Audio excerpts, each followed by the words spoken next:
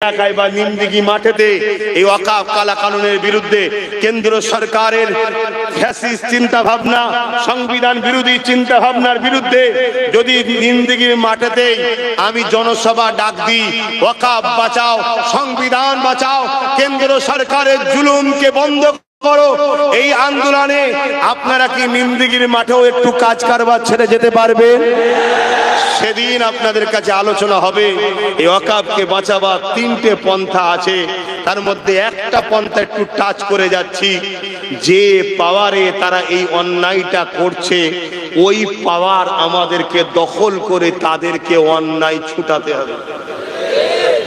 না হয় বাপ, দ্বিতীয় কোনো রাস্তা নেই বাপ, পাগলামি করে লাভ নেই।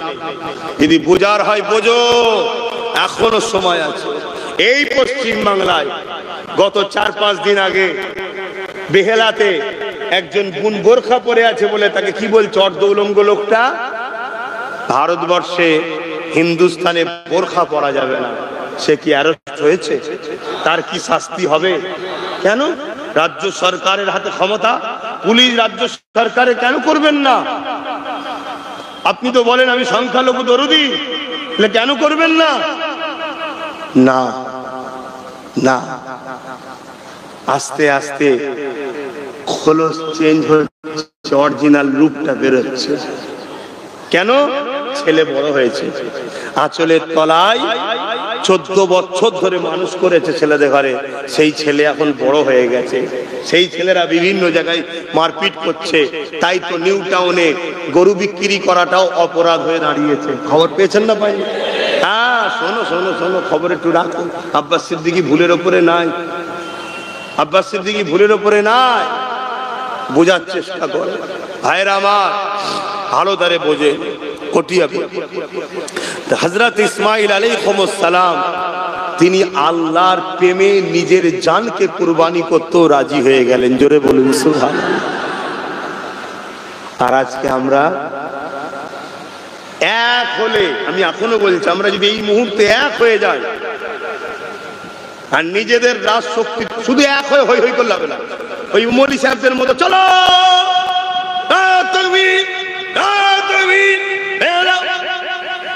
আবার কিছুক্ষণ পরে যে দেখা যাচ্ছে সেই নেতার সঙ্গে মিটিং এ বসে আছে, এরকম করলে হবে না। ও এক হয়ে লাভ নেই, এক হতে হবে। পাশাপাশি এই লোহাটা কাটতে গেলে লোহা দরকার আছে না? তাহলে যে পাওয়ারে আমাদেরকে মিটাচ্ছে, ওই পাওয়ার দিয়ে এটাকে ভাঙতে হবে। শুনছেন তো নাকি? এক হয়ে ওটা করতে হবে। এমনি আব্বাস সিদ্দিকী তার প্রাণ প্রিয় ভাইটাকে রাজনীতিতে নামাইনি, এমনি করিনি। হ্যাঁ, ও রাস্তার থেকে আমার রাস্তাটা বেশি আরামের, জানেন না? জানেন না? এ রাস্তায় সম্মান বেশি।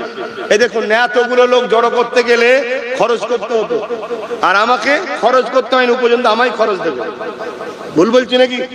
ও তো বসে থাকতে পারত আরো 50টা হুজুরের মতো, কিন্তু না। আমি মনে করি আল্লাহর রহমত যে ওর মাথায় ঢুকে গেছে, ও নেবেছে। ও তো বলতে পারতো না ভাই আমি পারবো না, আমি ওসব লাইন কিছু বুঝিনি, পড়াশোনা করেছি সবে শেষ হয়েছে, এখন খেলাধুলার বয়স, জলসাও করতে নামিনি, লোক আমাকে চেনেও না। ঠিক না বেটি? এখন নাই সবাই চিনে গেছে, ঠিক না বেটি? কিন্তু আল্লাহর পক্ষ থেকে সাহায্য আমাদের উপরে যে ওর রাজি হয়ে গেছে। শুনছেন? 42 দিনটা জেল খাটলো। কত মামলা, মিথ্যা মিথ্যা ভাবে মামলা। একটু ভাবতে হবে ভাই, ভাবতে হবে। হযরত ইসমাঈল আলাইহিস সালাম বাপের সাথে রওনা দিলেন। মা ধোকা দিচ্ছে ইবলিস, মা খুশি যে আল্লাহ যদি চাই, আলহামদুলিল্লাহ আল্লাহর রাস্তায় যাচ্ছে। যাক, অনেক বড় কথা। ইব্রাহিম আলাইহিস সালাম ইসমাঈল আলাইহিস সালামকে জমিনে শুইয়ে দিলেন।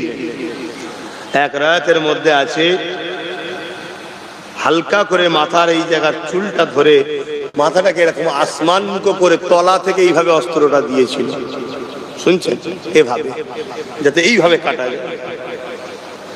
কিন্তু ইসমাঈল আলাইহিস সালাম বলেছিলেন, আব্বা আপনি চোখে একটা কিছু বেঁধে নেন, যত বাপ বেটার সম্পর্ক, তাই না? আমি জানি আপনি আল্লাহকে সব থেকে বেশি ভালোবাসেন, আমিও ভালোবাসি, এ কুরবানি হতে আমি রাজি আছি, কিন্তু একবার যদি হাতটা লড়ে যায়, না জানি কিয়ামতের দিন আল্লাহ যদি বলে তোমার হাতটা একটু কেঁপেছিল কেন, ওটাও আমি চাই না। তাই আপনি চোখে বেঁধে নেন। বেঁধে নেওয়ার পরে যখন অস্ত্র চালালেন, আল্লাহ অস্ত্রকে বলে দিল ইসমাইলের গলায় চলবি না। জোরে বলুন সুবহানাল্লাহ। জবাই হচ্ছে না। ইব্রাহিম আলাইহিস সালাম চোখ খুলে ওটা পাথরে আঘাত করলেন, অস্ত্রটাকে এত ধার ছিল পাথরটা দুটুকরো হয়ে কেটে গেল, কিন্তু ইসমাইল হুজুরের গলাতে চলছে না। জোরে বলুন সুবহানাল্লাহ। দ্বিতীয়বার আবার ইসমাইল আলাইহিস সালাম আবার ওইভাবে চালালেন, একই অবস্থা চললো না।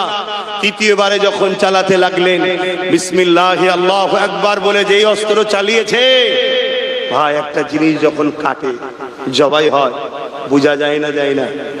ইব্রাহিম আলাইহিস সালাম পুরো জবাই হচ্ছে, ইসমাইল সাল্লাম এই নিয়েতে তরোয়াল চালিয়েছে, জবাই হয়ে গেছে, অস্ত্র হাত খুনে ভরে গেছে।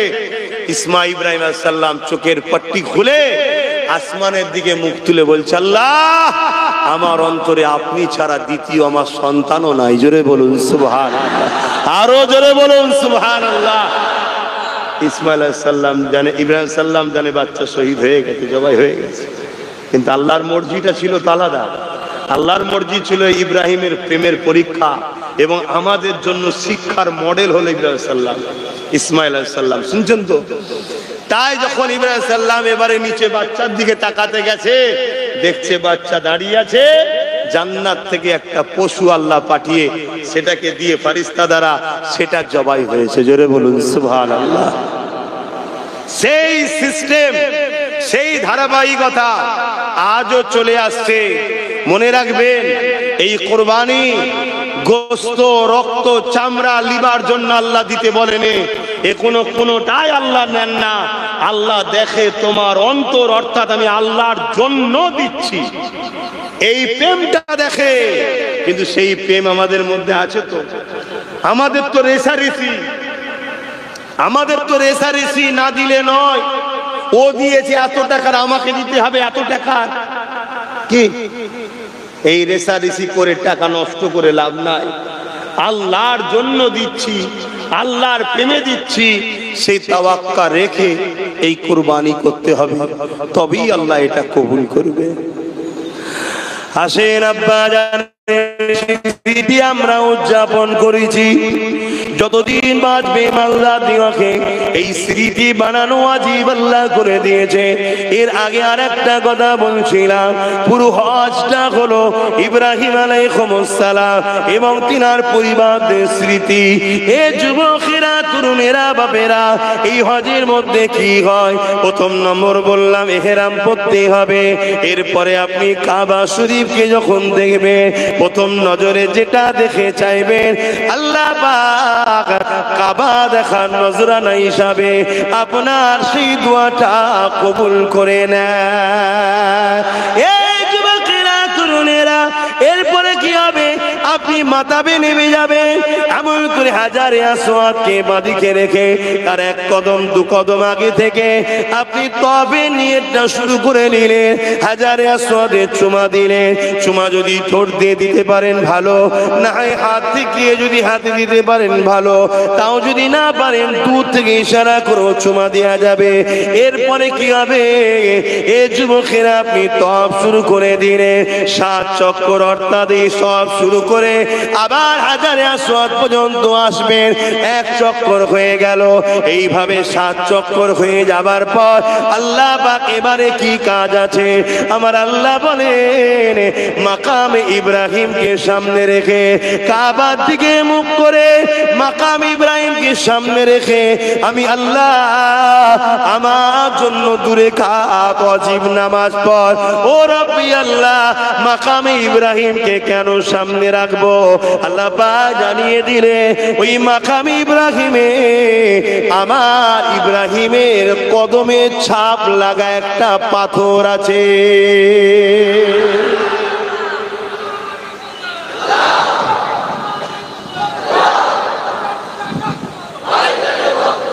অনেকে ফতোয়া দেয় বাপ মাকে কদম মুসি করলে নাকি শিরক হবে, উস্তাদ পীর মাশায়েখকে কদম মুসি করলে নাকি শিরক হবে।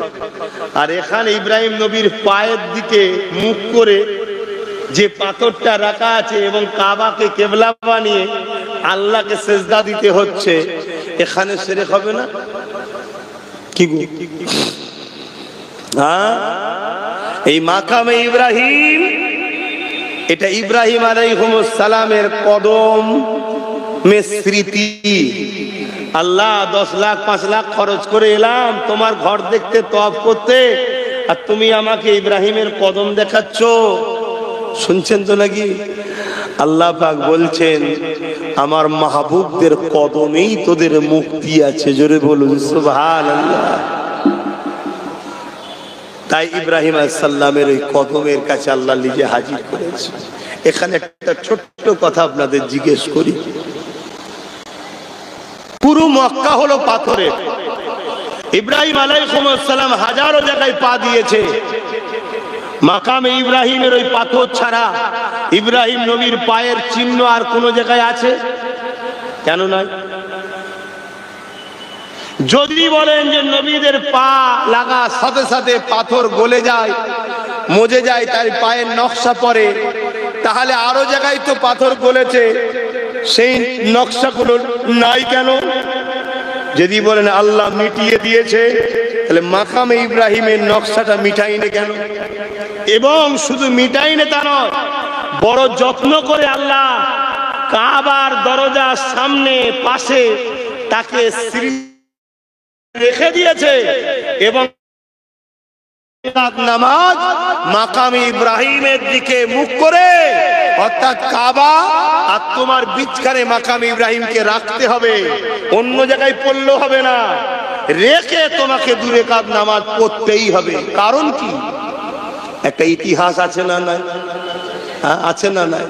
এই ইতিহাসটা আল্লাহ জানাবে বলেই এই স্মৃতিটা বানিয়ে রেখেছে। জানেন আপনারা? কি গো, হ্যাঁ কি না বলেন? আমি বলবো না থাকবে। আল্লাহ পাক ইব্রাহিম আলাইহিস সালামকে বললেন আমার ঘর বানাও। হযরত ইব্রাহিম আলাইহিস সালাম যখন ঘর বানাতে লেগেছে, ওই যে মাকামে ইব্রাহিমে যে পাথরটা আছে, ওই পাথরটা অটোমেটিক উঠতো, অটোমেটিক নামতো। যদি আমি বলি লিফটের মতো তাহলে ভুল হবে, কিন্তু বুঝাবার জন্য লিফট বলা যেতে পারে। কিন্তু লিফটকে উপরে তোলার জন্য অনেক মোটর ব্যবহার হয়, অনেক তার রশি ব্যবহার হয়, কিন্তু মাকামে ইব্রাহিমে যে পাথরটা আছে, ওই পাথর কোনো সাহায্য ছাড়া অটোমেটিক উপরে উঠতো, অটোমেটিক নিচেই নামতো।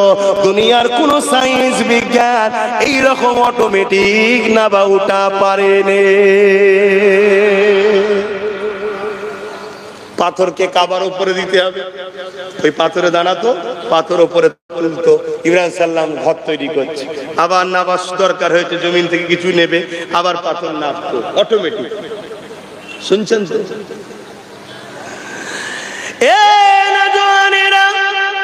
কাবা ঘর বানানো হয়ে যায়, আল্লাহ পাকের কাছে ইব্রাহিম আলাইহিস সালাম দোয়া চাইতে লাগলেন, ও রব্বি আল্লাহ পাক, আপনার ঘর বানানো হয়ে গেছে, আল্লাহ আল্লাহ আপনি আমাকে মজুরি দেন, আল্লাহ আপনি আমাকে বিনিময় দেন। আল্লাহ আল্লাহ পাক বললেন ইব্রাহিম রে, যাও, তোমাকে মজুরি হিসাবে এই ঘর তুমি বানালে, আজ থেকে এই ঘরকে আমি আল্লাহ আমার ঘর বলে দিলাম। ইব্রাহিম আলাইহিস সালাম আরো মজুরি চাইছে, অনেক বড় কথা। আল্লাহ পাক বলতে লাগলেন ইব্রাহিম কি চাও বলো। ইব্রাহিম আলাইহিস সালাম ওই পাথরের উপরে দাঁড়িয়ে দাঁড়িয়ে দাঁড়িয়ে আল্লাহ পাকের কাছে ওয়াজ আলোচনা করতে লেগেছে, দোয়া চাইতে লেগেছে, বয়ান করতে লেগেছে, বলতে লেগেছে। কি কথা বলতে লেগেছে? আল্লাহ পাক ওই যে একজনকে আপনি পাঠাবেন, জিনার জন্য কুল কায়নাত তৈরি করেছেন, জিনার জন্য সব কিছু বানিয়েছেন, যিনি আপনার কাছে সব থেকে বেশি পেয়ারা, তিনি কে? জোরে জোরে বলো, জোরে জোরে বলো কে? তিনাকে আমি ইব্রাহিম আমার বংশে নসলে পাঠাবেন, আমি ইব্রাহিম যেন তিনার দাদা হতে পারি। এই যুবকেরা তরুণেরা আল্লাহ পাক বলতে লাগলেন, এ পাথর আমার হাবিবের আলোচনা হচ্ছে, আমার হাবিবের মিলাদ হচ্ছে, আমার হাবিবের আগমনের আলোচনা হচ্ছে। এ পাথর এই লম্হাটাকে তুই তোর সিনার মধ্যে স্মৃতি বানিয়ে নে, এই টাইমটাকে তুই তোর বুকের মধ্যে স্মৃতি বানিয়ে নে, এই সময়টাকে তুই তোর পাথরের মধ্যে রক্ষিত করে নে। আমি আল্লাহ তোকেও তাহলে রক্ষিত করে রাখবো। কিয়ামত পর্যন্ত যত লোক হজ করতে আসবে সবাইকে আমি আল্লাহ দেখাবো এই পাথরের উপরে দাঁড়িয়ে দাঁড়িয়ে দাঁড়িয়ে হযরতে সাইয়্যিদুনা ইব্রাহিম আমার হাবিবের মিলাদ করেছিল। আরো জোরে বলুন সুবহান আল্লাহু আকবার। তাহলে আমার নবীর মিলাদ 1000 বছর আগে আল্লাহ নবী সাইয়্যিদুনা ইব্রাহিম সাল্লাম করেছেন, তার স্মৃতি আল্লাহ রেখে দিয়েছে। তাহলে আমরা সেই নবীর মিলাদ করব না করব না? আমার কিছু মুসলিম ভাইয়েরা আপত্তি করে, এখন ঝগড়া করব না, আমি এতটুকু বলবো আল্লাহ সেই ভাইদের ঘরেও আমাদের করে দেন, মিলাদুন নবী করার তৌফিক দেন, বলুন আমিন। আমার সেই ভাইদের ঘরেও বুঝার তৌফিক দেন। আরে মিলাদ তো একজনের হয় না, তিনি হলেন আল্লাহর। কেন আল্লাহর মিলাদ হয় না? আল্লাহ কি জন্ম নিয়েছে নাকি? তাহলে মিলাদ হবে কেন? কথা বুঝে আসছে? মিলাদ করেই তো প্রমাণ করে দিই নবী আল্লাহ নয়, তাই তো মিলাদ হয়। জোরে বলুন সুবহানাল্লাহ। মিলাদ শব্দের বাংলা মানে হলো জন্ম সার্টিফিকেট, যেমন আমাদের থাকে না জন্ম সার্টিফিকেট, আরবিতে বলা হয় মাউলুদ। কথা মাথায় ঢুকছে? বার্থ সার্টিফিকেট ইংলিশে বলে তো নাকি, আরবে গিয়ে সব সার্টিফিকেট লেখা আছে মিলাদ অর্থাৎ মাউলুদ। এটা মাউলুদের সার্টিফিকেট, তার মানে তার জন্ম বৃত্তান্ত, কোথায় হয়েছে, কত তারিখে হয়েছে, কি হয়েছে, এসব লেখা থাকে। এটাকে আরবিতে বলা হয় মাউলুদ, থেকে মিলাদ। তাহলে আমার নবী ইব্রাহিম সাল্লাম যখন নবী আসেনে, তিনার আগমনের আলোচনা করছে, আমার নসলে পাঠাবেন, আমার খানদানে পাঠাবেন, আমাকে তিনার দাদা বানাবেন, ইত্যাদি ইত্যাদি আলোচনা করছেন। আরো অনেক বড় কথা, নামাজ পড়তে হবে, তারপরে আর একজন ভাইজান আছে তিনি আসবেন, আলোচনা করবেন। আমি আর সংক্ষেপ করছি, আসুন একটু সালাতু সালাম পড়ে নি। ইয়া নবী, ও আল্লাহ,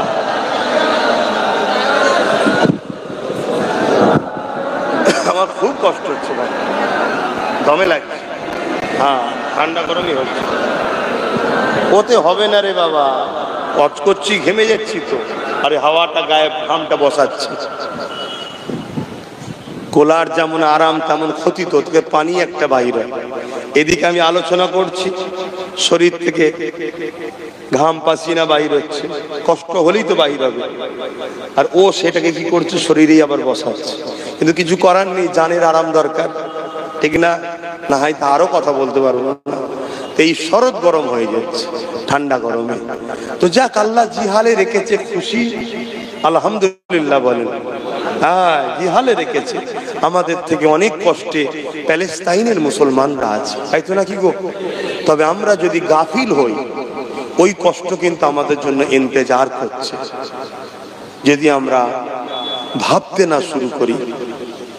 মনে রাখবেন, আজ থেকে 5-6 বছর আগেরও যদি ক্যাসেট আপনারা খোলেন, বা তারও আগে 8 বছর 9 বছর আগেরও যদি আমার ক্যাসেট খোলেন, এই কথাটা পাবেন। কি কথা? পুরো পৃথিবী জুড়ে একটাই রাজনীতি চলছে, পাওয়ার দিয়ে ইসলামকে মিটাও। কি বললাম বুঝতে পারলেন? হ্যাঁ, হয়তো আমার এই কথা সেদিনও অনেকে অপছন্দ করে আমাকে হয়তো বলতেও পারে, ভুলভাল বকছে পাগলের মতো। আজকেও কিছু ভাই বলতে পারে, কিন্তু আমি বলে যাব। কেন? তুমি কতটা নেবে না নেবে সেটা আমি জানি না, কিন্তু আমি বলে যাব এই কারণে যে আল্লাহ, আমি ডিউটি পালন করেছি, আমি বলেছি, আমি সমাজকে জাগিয়েছি, আমি এদেরকে বুঝিয়েছি যে ঠিক আছে, যদি মনে হয় কাউকে রুকার জন্য একেই দরকার, তাহলে এর সাথে পার্টনারে থাকো, সব দিয়ে দিও না। সব দিয়ে দিলে বলবে দিল্লি যাও। আর এ যদি সত্যি ওকে রুখতে চায়, তাহলে আজকে বলতো তোরা আন্দোলন কর, আমি সাথে আছি।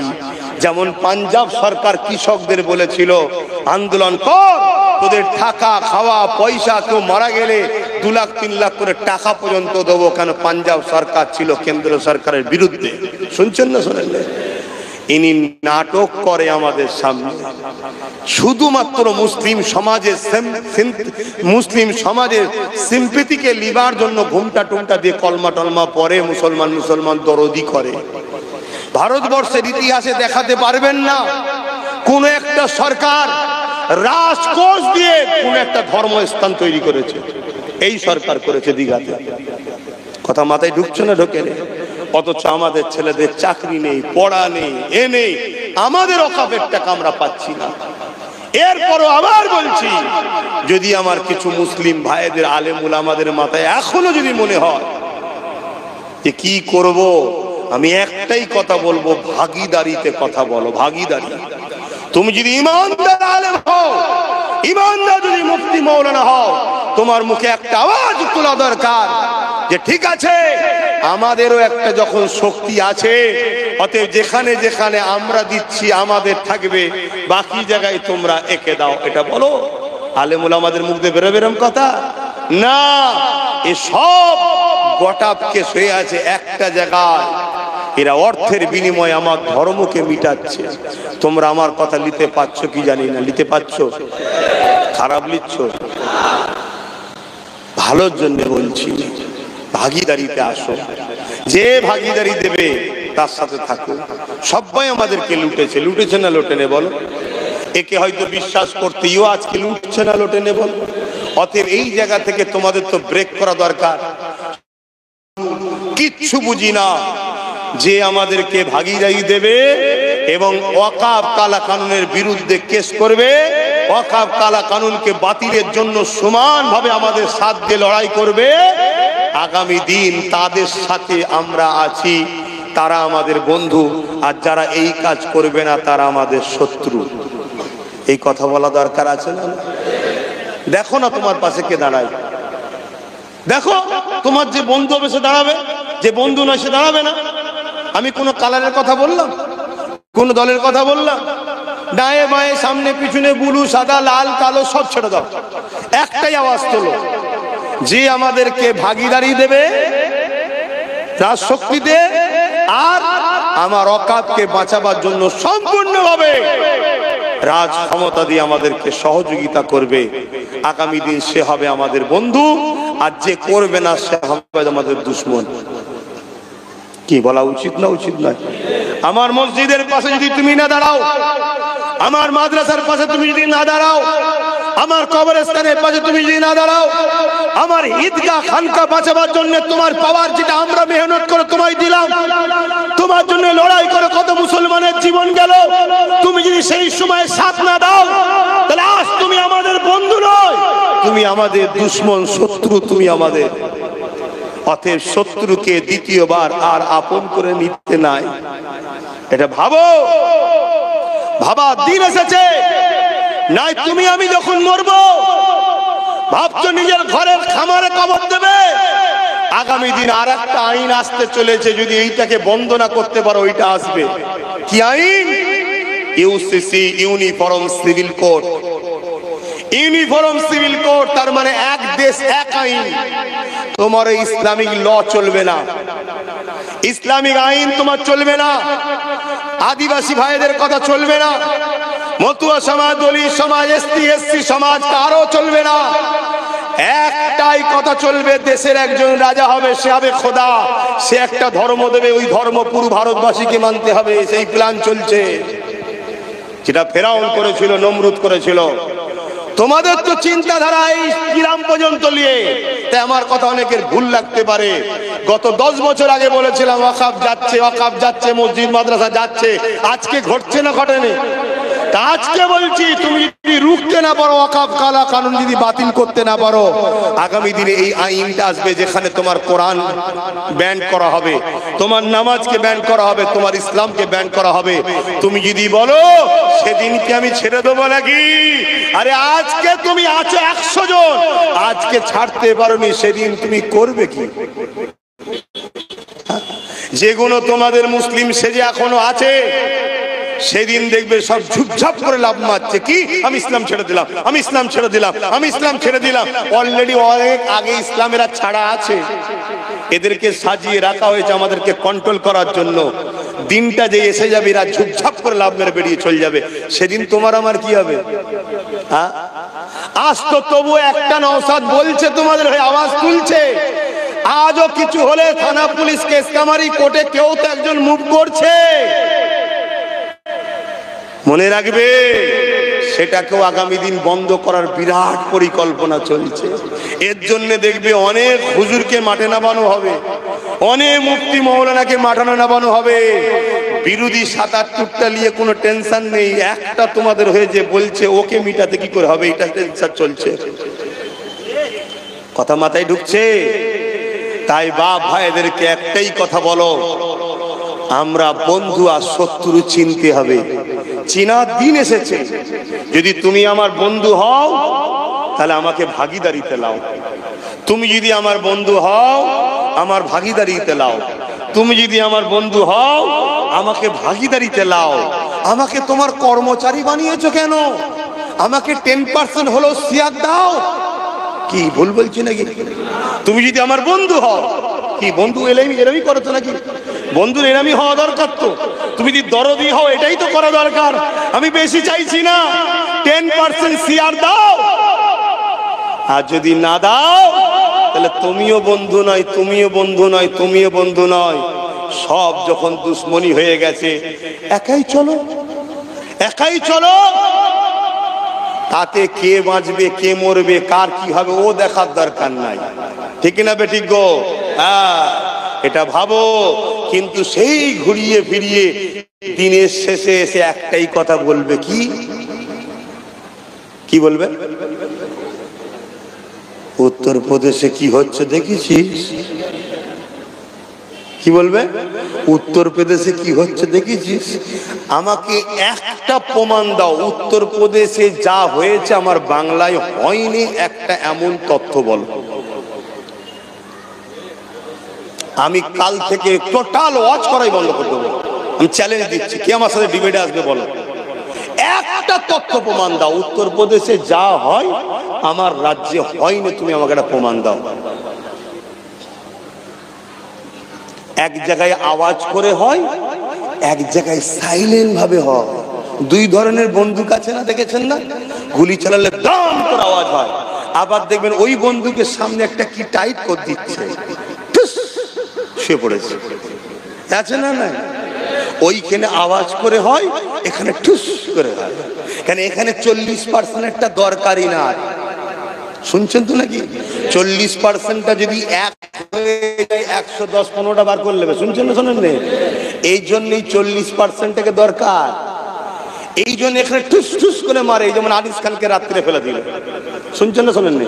রাস্তায় পেটে নে টুক করে ছাত্রে ফেলে দিয়েছে, বুঝতে পারছেন? আর ওদের কি দরকার? ওখানে আওয়াজ দরকার।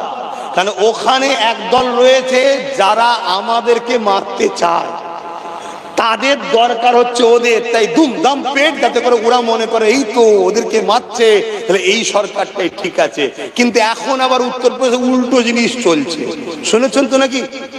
ওখানে চলছে এখন SC ST দের ধুলাই চলছে, শুনছেন না? শোনেন? যারা খুব লাফালাফি করে এনেছিল, শুনছেন তো নাকি?